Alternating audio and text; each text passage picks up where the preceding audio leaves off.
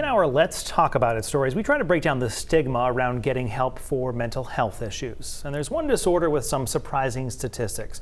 According to the Johns Hopkins All Children's Hospital, eating disorders have the highest risk of death of any mental illness. More often than not, they go unnoticed. Children are being diagnosed with eating disorders at high rates across our state, and doctors say they've spiked since the COVID-19 pandemic.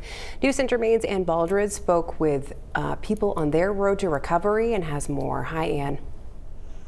Hi, Brian and Sam. Eating disorder experts I spoke with say these disorders thrive in secrecy. Eating disorders take many forms, from eating a lot to not eating at all. The woman you're about to meet has learned the hard way what it means to fuel your body rather than starving it.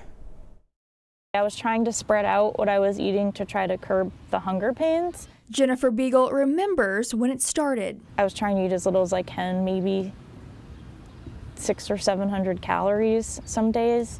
After a 10-year relationship ended, she developed an eating disorder. And I lost so much weight. I started losing chunks of my hair.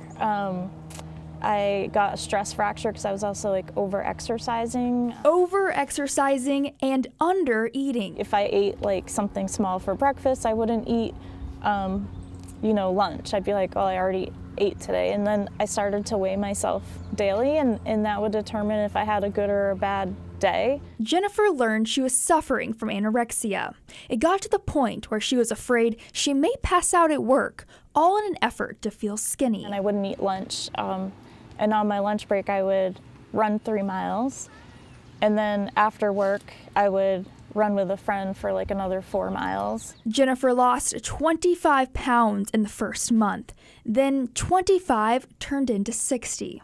There's a huge stigma that you have to be either really big or really, really skinny for people to, and I think that, to think you have an eating disorder, and I'd really like to break that misconception and stigma. But her doctor noticed right away and connected her with a nutritionist and a therapist. The sad reality is that actually eating disorders have quite a high mortality rate. Lindsay Susie is the clinical director at the New England Eating Disorder Program. She says that they treat people as young as 13 years old. Eating disorders impact all ages, all races, all genders, all socioeconomic groups, and they don't all look the same. Huge uptick in diagnoses right at the start of the pandemic and through the last several years. Lindsay says eating disorders often go underreported and undertreated. We hear our minor patients who are still in middle school and high school talk a lot about, gosh, I'm learning all of these things about what you're teaching us about eating disorders and body image, and I have all kinds of friends in school that don't eat or do these same behaviors or say these things about themselves. Getting help and ultimately recovering is not easy, something Jennifer knows firsthand. Recovery isn't perfect. I still have to stop myself from weighing myself every day. I have to be intentional, so it's not like I'm just healed and everything is better. It's something that I work at every day. People often battle eating disorders for years. Doctors I spoke with say these disorders do affect your body's ability to function.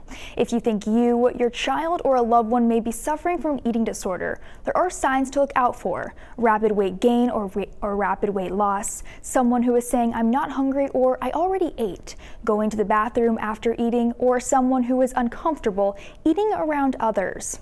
Remember, seeking help is essential. If you or someone you know needs assistance, there is help. Services are available through agencies such as the New England Eating Disorder Program at Sweetser. Brian and Sam. Tough conversation, but an important one. And thank you.